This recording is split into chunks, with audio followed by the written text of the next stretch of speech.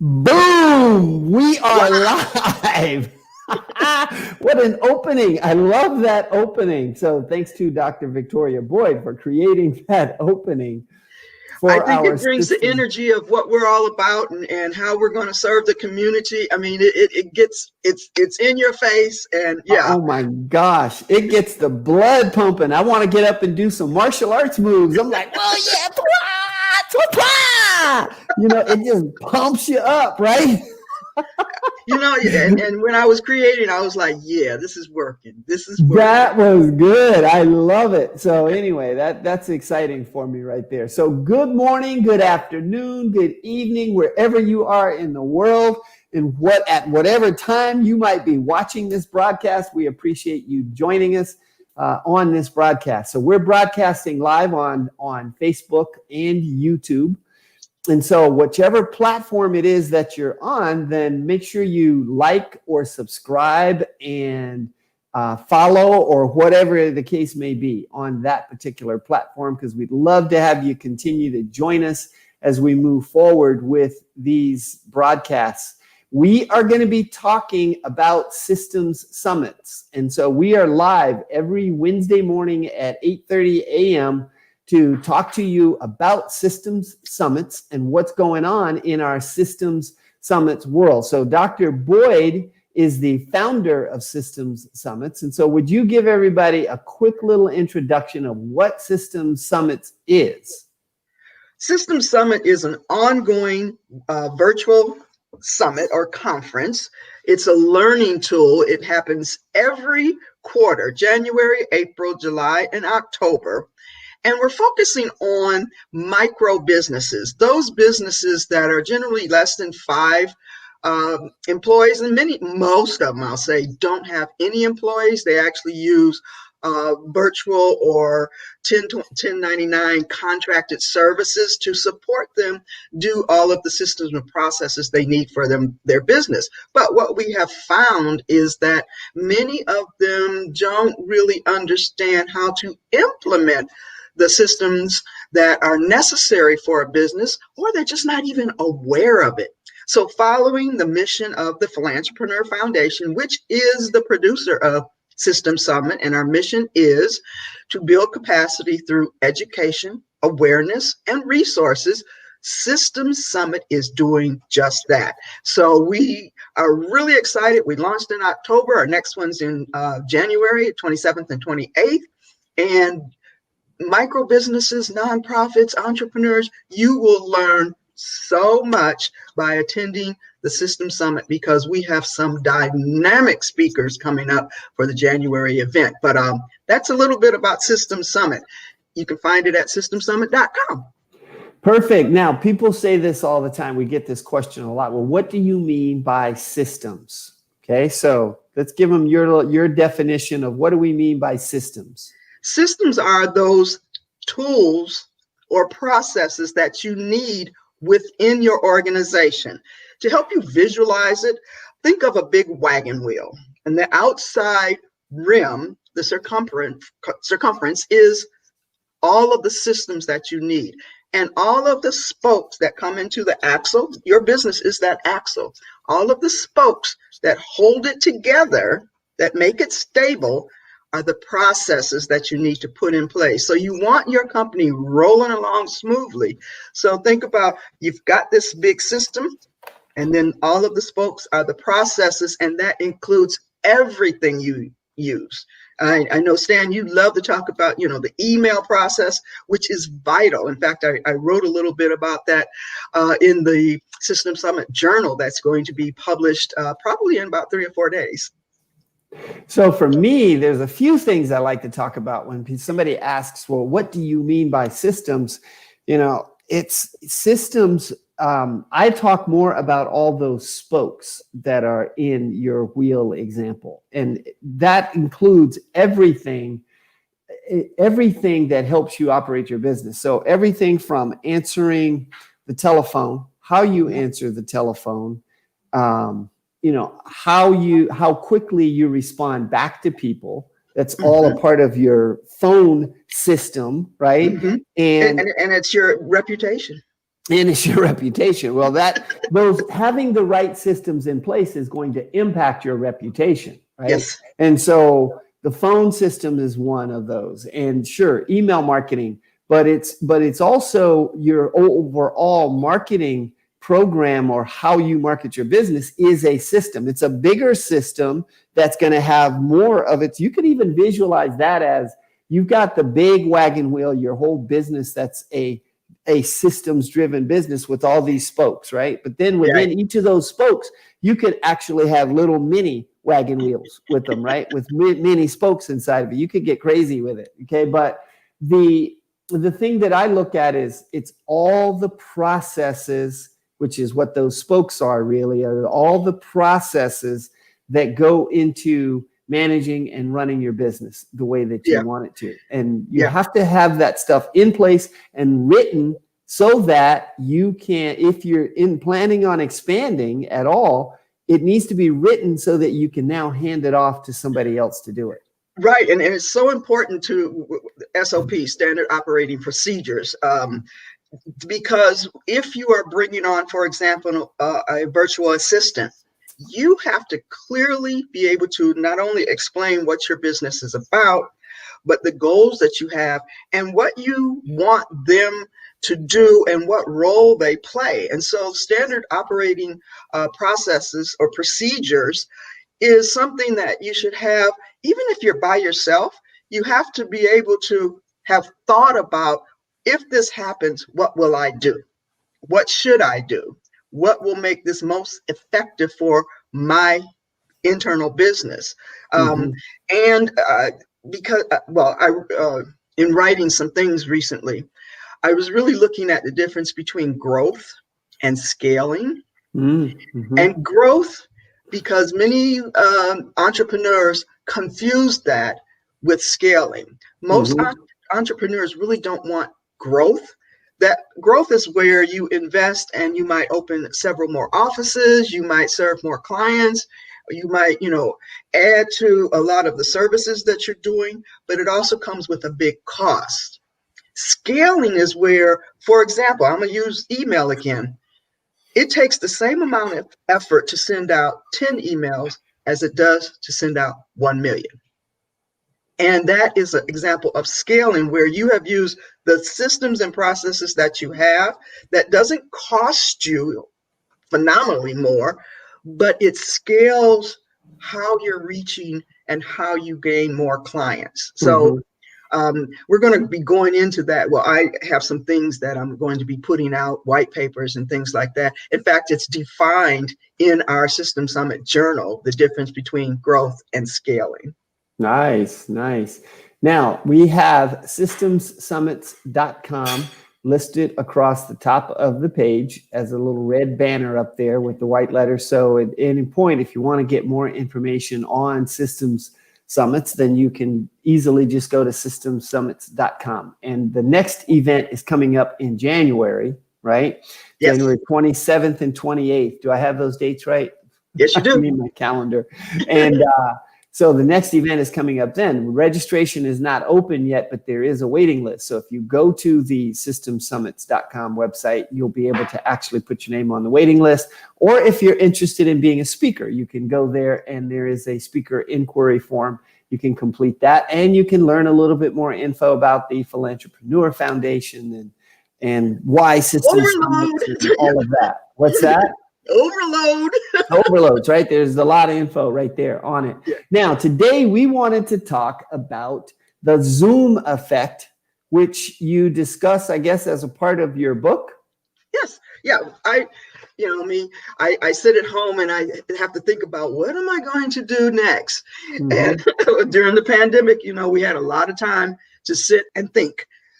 And what I did was, I was on a lot of Zooms and some people were using it for the first time and you could see they were fumbling. They couldn't find the mute buttons. There were so many things that were happening. But what really brought front of mind to me, I wrote a book back in 2016 called Wow 'em, Webinar Secrets from the Wealthy Teacher. I often go by the Wealthy Teacher. And it was a reaction to me sitting on so many webinars back then, trying to sort of gain all the information I needed to really launch my new career. And I was like this, oh my God, this webinar is so bad. And it's probably how they were instructed to create it. But coming from an educational background, I became more tense and tense as I watched them because they really didn't bring educational or content driven value. Mm-hmm. And so I wrote that first book. Hey, but in 6 years since then, the whole internet and just the technology has advanced so much. And so I felt I needed to bring out a new edition of it. And this time I'm calling it Webinar Secrets. But what I noticed a lot in dealing and going into networking groups or presentations is what is called the Zoom effect. And it's just a term I coined because I saw where many professionals had let their professionalism drop. They just sort of, I'm in this pandemic. Nobody cares. We do care. The thing is, many times I was like, oh my God, do they realize they're on screen? Do they realize people are actually watching this? And many times these Zooms were recorded. And so you're now in that, what I call unprofessional mode for life. You're in that cyberspace. And so I spoke a lot about the Zoom effect. Don't let that Zoom effect impact how you present yourself professionally. First impressions are still important. And so I went into not only how you're positioned in the camera, I talk about lighting, but also just saying that this virtual space is a representation, an extension of your business. Mm-hmm. And so you need to really consider and apply certain professional standards when you're on Zoom or any teleconference platform. Zoom just happened to explode in terms of recognition. Well, because Zoom is becoming the Xerox or the Kleenex of the world. And it's like, if you look at the word, Zoom, it's one of those catchy onomatopoeias, Zoom, that people, that it sticks with people and it's easy to remember. Whereas, there's web conference and WebEx and they all do the exact same thing, Microsoft Meet and all of those things. But Zoom just became that platform that everyone went to. And we're getting Zoom fatigue. And so what's happening, the whole Zoom effect is causing Zoom fatigue. And so in order to bump up your professionally or just your game, you now need to think about how can you wow them? How can you stand out amongst all of the other people presenting all of these things? Right. Virtual conferences, virtual presentations, they're going to be here. They're not going to go away because people have really learned how viable and valuable they are. And so even when we get back to the live conferences, there's always going to be a full component of virtual conferences. So we need to understand, how to make sure that we stay professional in this little box. So first of all, most of us didn't think that the coronavirus was going to be around very long. We thought, okay, this is a couple of weeks that we're quarantined and then we'll be back to normal or something like that, right? Which that shocked everybody. And I think a lot of people some of those bad habits came out of not really thinking about how do I go about doing this. Now, some of us, you, me, a bunch of other people that we know, we'd already been using Zoom a lot already. And we had already been doing conferences. And so we were paying attention to what's our backgrounds and our camera and all that stuff. But let's talk for a little bit about what are some of the things that people can do to make the Zoom experience a little bit better. And I'll kind of kick it off. One of the things that I have so many little pet peeves, but one of the things is use your camera. that I see a lot of times that people come on and you hear their voice and it's just their name on the screen. They don't even have a picture of themselves. They just have their name on the screen. And my point with that is, how do you expect people to learn to know, like, and trust you if you're not willing to show yourself, right? So you need to connect, right? Yeah. Well, I mean, would you, if you're trying to make an introduction, a business introduction to somebody, stand around a corner and just pass your card around the corner? Right. or wear a ski mask, or, somehow not show yourself, right? You wouldn't do that. You would show up and you would be dressed in your business attire and you would introduce yourself, professionally, right? Right. So, and putting just your screen name up there, I tend to, I hate to say it, ignore those people. I know. Well, and so does Zoom, interestingly enough, because when you do a live broadcast, and it just dawned on me this past week when I did my support call Zoom, and it was being broadcast over in the Facebook group. And when I looked at it inside the Facebook group, only the people whose video was on showed up on the screen. So all the people who did not have cameras on, theirs did not show up on the screen. Now, I knew that. If somebody had asked me that question, I would be like, oh yeah, that doesn't show up. But it didn't really dawn on me, right? Yep. And so now like you said, you've got people that they've got these recordings that are now out there in the cloud, these recordings that'll last forever, but they're still not showing up. That's kind of a form of just not showing up. Yeah, it is. It's and let's talk about a great example we had during our first System Summit. We had an attendee. Oh, that's right.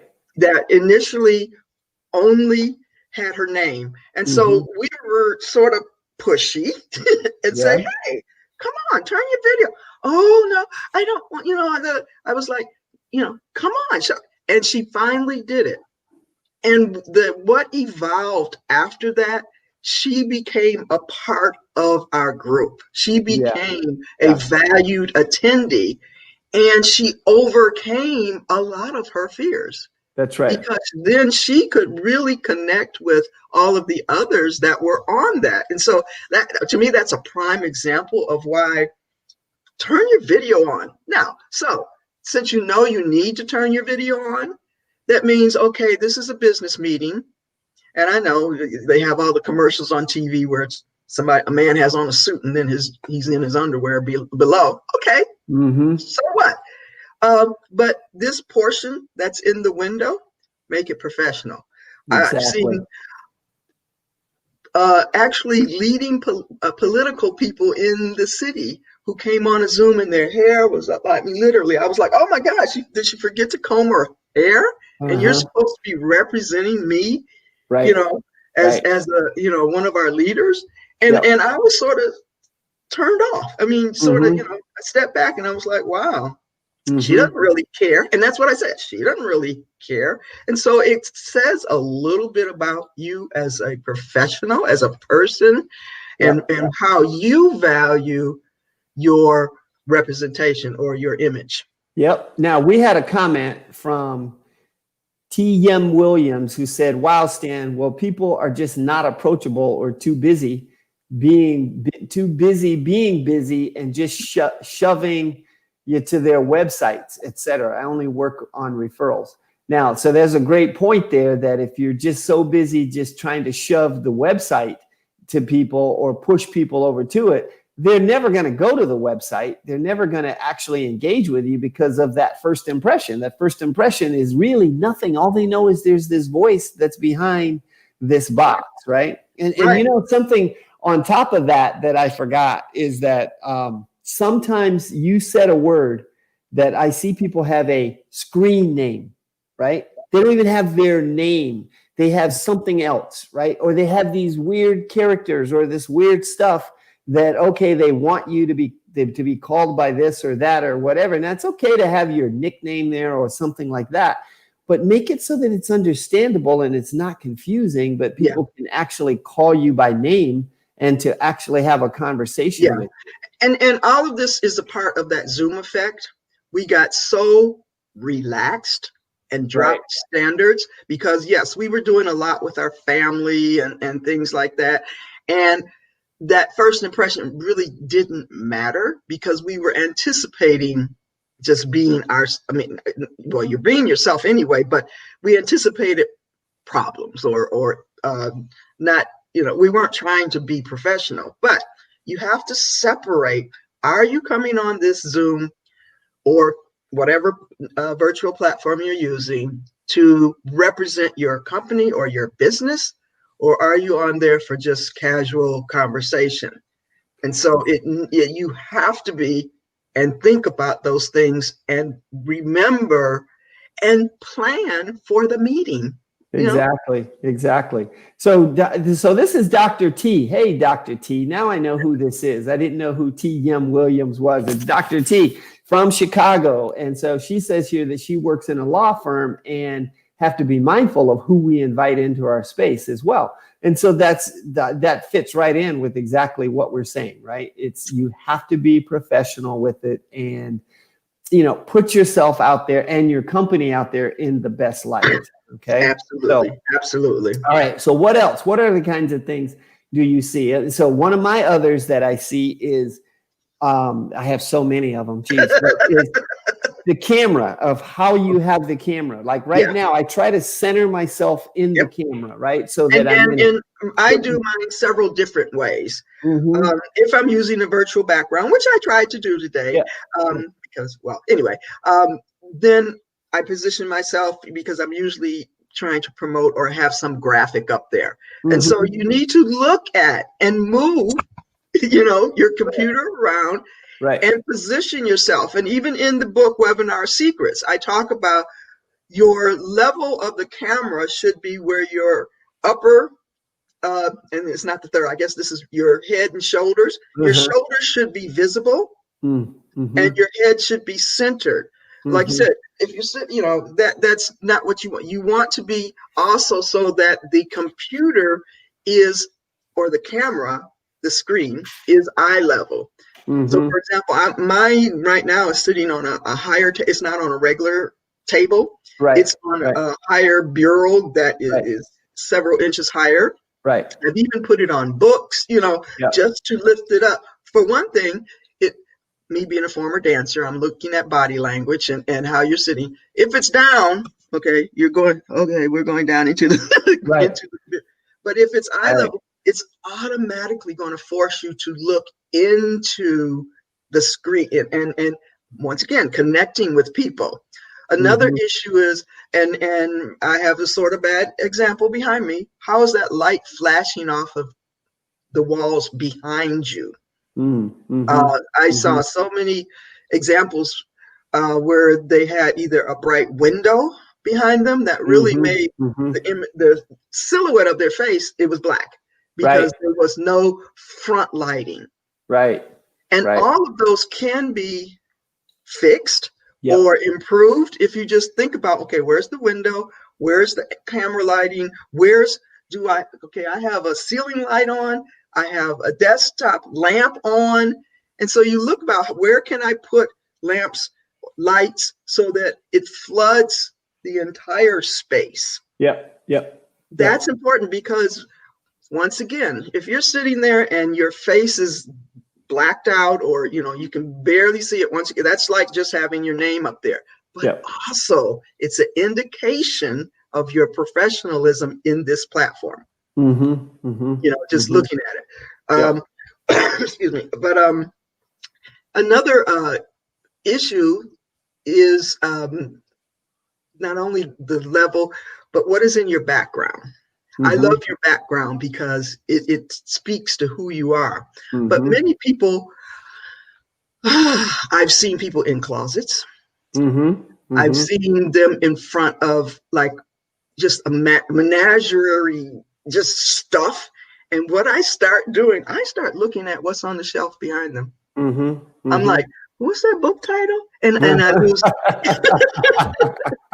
What's that a picture of?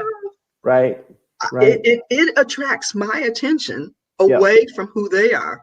And so the simpler, more, I would say plain that your Yep. background. That's why virtual backgrounds are so valuable when you're really trying to present, because also you can Hmm. put your logo on there. That's right. You know, That's right. you can use your background to your advantage, and it's easy. Like in Zoom, we're not on Zoom now, but in Zoom you can use a virtual background even if you don't have a green screen.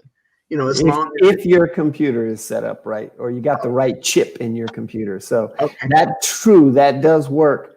But you got to have an upgraded or a newer computer I chip. And think I it's don't remember 64 which bit or one it something like. is. I don't remember which one it is, but it But doesn't work for everyone, but it is possible. Yes. I loved your suggestion earlier. Go Oh, to the dollar store and buy a green tablecloth. that's right. Make You a know, cheap green screen. That's right. make a cheap green screen. Yeah, I have some greens, but there's one on Amazon right now that's only $15.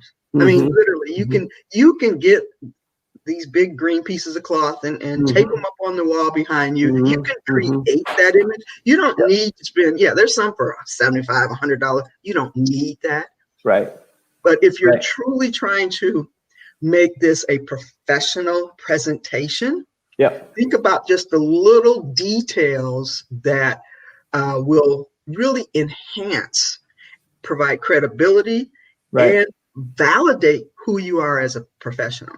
Yep, yep. And let's talk about cameras, right? Because sometimes you get these images that are just horrible. You can tell that this camera is like seriously a very old computer, and the camera is, I don't even know whatever the pixels are, that it's a low rated pixel camera, but it's grainy. You can barely see the person. It looks dark. If you've got a camera like that and you've got an older computer, then you can get a fairly inexpensive camera on Amazon or someplace, right? Where it's like $30 or something. That's going to be a nice new camera that you can literally just set up, that's right there. And that's actually kind of nice. I love the way that Jim Root had his set up. He had his camera set up in front of a big screen TV where he was looking at all the people. So he's looking through the camera at the TV, and it looks like he is talking to you because he's Yep. looking at the camera as he's talking. And if you Yeah. notice, a lot of times when people are doing presentations, and this is great from a webinar standpoint, somebody's doing a webinar, if you're looking down like this and you're talking, you're not talking to the person. So people Right. do not get the impression that you're talking to them. If you are looking at the camera, now your eyes are focused, and what they see is, and what they feel is that you are talking to them, Yep. not at them or someplace else, right? So, Absolutely. And webinars are a little bit different than the networking and all of those things, because you're going to have also supplemental visual support, PowerPoints and things like that. And there's several different ways that you can present webinars themselves. For example, you can do what is called a mashup, and that's mhm, where the PowerPoint is filling most of the screen and you're in a little box up there. And so mhm, you keep that personal presence, but it's always not necessary. You could do what is called full screen PowerPoint, where the PowerPoint takes over the entire screen and you're doing what is called a voiceover. That happens to be my particular favorite, because I can focus really on the content and I don't have to worry about, am I looking in the screen, and trying to keep up with what's coming next in terms of what I'm saying. And that's great. But then there's also what is called where you stand up and do it in a, I call it TED Talk style, where you're actually mhm, standing in front of a whiteboard. mhm. And if you're recording, you can switch back and forth, because you can always pause your recording or stop the recording and then edit them together, and create multiple ways that you're approaching them. So I like the full screen, because also I can record it in the middle of the night, don't have to worry about lighting. I do it when it's nice and quiet, and it will come through crisp and clear without any background noise. So webinars are a little bit different. You have to add additional elements to it. More thought goes in, because you are trying to teach some concept. Networking, you still have to present yourself as a professional, because if you want them to take your webinar, they have to feel that you have put in enough time and energy into it. Well, think about this from a networking standpoint, is that the idea and the objective, one of the objectives with networking is not just meeting new people, but it's building the know, like, and trust factor. And so the more that you can show who you are, be authentic, and engage with people in those networking events, the faster you're going to build that know, like, and trust factor, right? Yeah. And there's a phrase that I heard, and I heard it from somebody that I wasn't necessarily all that impressed with, but I love the phrase. And the phrase is that how you do one thing is how you do everything. Yep. And I don't always agree with that, but I think that for the most part, it is absolutely true, right? And so if you half-heartedly throw yourself out there on Zoom or in these video networking frameworks, and you half-heartedly go about doing it, then you're kind of saying, well, I kind of half-heartedly do everything. Yeah. Right. And that's why this whole concept of the Zoom effect is so important to have in the back of your mind. We were forced into a situation where we had to use a certain platform. And some of us were angry at first, and literally we just didn't care. Well, okay, I gotta do this. And by the first month or so, we did it. We were like, yeah, we're all trapped here, there were a lot of mimes out there. Yeah, I haven't changed my pajamas in 3 days, Right. But okay, we are now going back into business and work, not as usual, but now it's the new norm. That's so right. You need to make sure that your norm on this virtual space is kicked up a notch, and that you are back to presenting yourself professionally. That's Get right. that whole Zoom effect That's right. mindset out of how you present or show up. That's right. And bring it back to the professional landscape. Yep. So let me show Dr. T's comment. Dr. T is busy here with us today. That's awesome. She is still on. I love it. So as a teacher, or as a trainer/teacher, we need Zoom etiquette rules, and as a room checker in audience-centered groups. Engaged in forward positions is great, like being in a meeting or a class. This is a great topic. So have good lighting, ambiance to share, also face-to-face pick before the meeting mirrors your actual look that day. So she had some good comments there for us on this. I appreciate that. And so we've been talking for 30 minutes. Believe it or not, this has gone so fast, right? But so one other issue, when you think about Zoom effect, there's one other issue that I want to just touch on briefly, is that we're at our computer and we're looking at this screen for hours and hours and hours, right? And so, for me, one of the things that I try and do is in between meetings, I try to get up, go stand up, go walk, go do something, to just re-engage all the other senses and not look at a computer screen for just maybe it's 5, 10, 15 minutes, something like that, if possible. If you can do some little bit of exercises or something like that, I'll do that. I'll actually stand up and do some squats or some lunges or something to just get the blood flowing, right? To do some of those kinds of things. Any other thoughts that you have with, how do we beat, or I guess we're really talking about Zoom fatigue when we get into that topic, right? So let's end up with a few comments or thoughts on, what do you do about Zoom fatigue? Any thoughts on that? And there's sort of for those who are planning Zoom networking and things, try to stay under 60 minutes, truly, because it's going to be more productive if you stay under that 60-minute mark. If from a mindset point of view and from holding your audience attention. For me, if I see that a networking group is 1 hour or 60 minutes, and I always put it into minutes, I said, okay, I can do that. One thing I really love about System Summit Networking Breakfast Group, it's 45 minutes.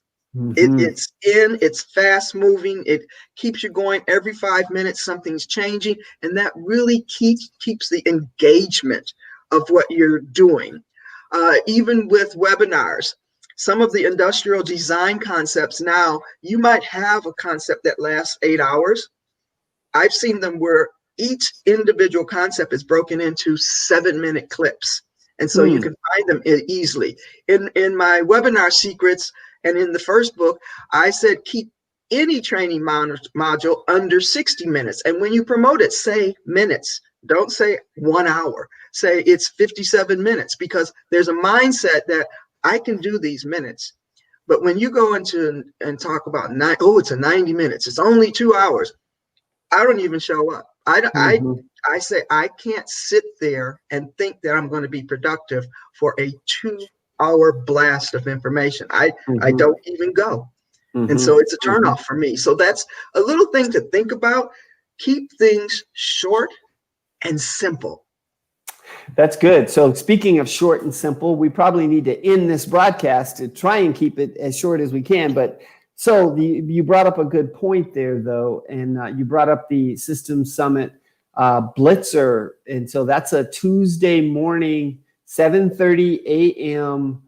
Networking Blitzer, right? Yes. So it's a breakfast Blitzer. It's a networking event. And we'll do 5 to 7 minutes of discussion centered around some system or system summits. And then we will go into individual blitzes, which means that you'll meet with people, other attendees, you'll meet with them one-to-one for, it actually works out to be about 5.5 minutes, because I think I've got it set for 6 minutes, but it's about 5.5 minutes of actual face-to-face time. But it's a great way to actually do some one-to-one networking.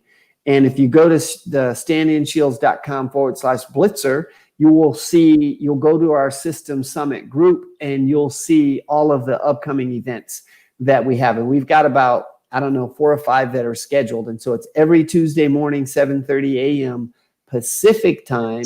7:30 a.m. Pacific time. But come check us out and join us for that as well.